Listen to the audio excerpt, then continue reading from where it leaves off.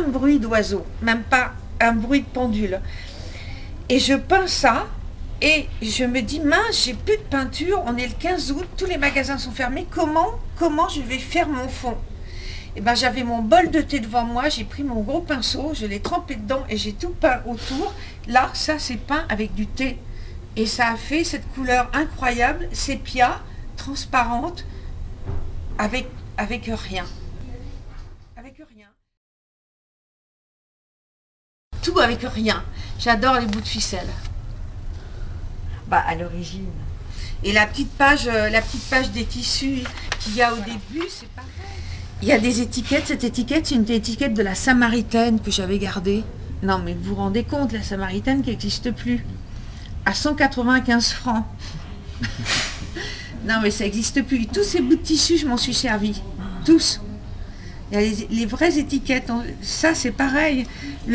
Pour pas perdre un petit bout de fil, je l'ai entouré autour d'un papier. Un papier de pelote de laine. Bon, ben... moi, j'aime ça. Ça fait partie de la poésie de ce métier.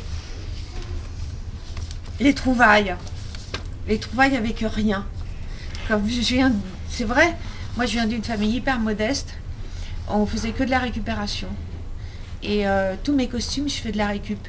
Je transforme, je reteins, je déteins, je recouds, je découds, je transforme, je trempe. J'adore recycler. Je trouve que ça demande, ça développe quelque chose de très créatif.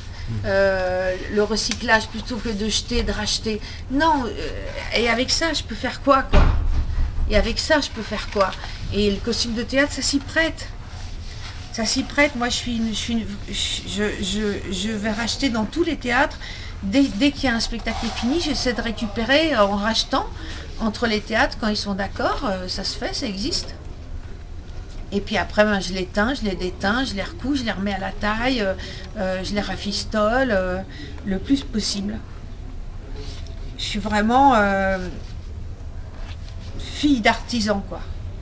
Et comme tous les artisans modestes, couturiers et menuisiers, c'est des gens qui jetaient pas les matériaux et qui réutilisaient, qui réparaient, qui recyclaient. Et moi, j'ai gardé ça. Je crois que j'ai une très légère préférence pour le taffetas. Je suis une accro du taffetas. Ah. Ça, c'est le matériau parce qu'il a le bruit du taffetas, parce que les tissus, j'en parle dans le livre. Il y a des tissus muets, puis il y a des tissus parlants, il y a des tissus bruyants. Et c'est pas le même bruit, le taffetas, la soie, la laine, le coton, ça n'a pas le même bruit. C'est sonore. En tout cas, et le taffetas, j'aime à cause du bruit.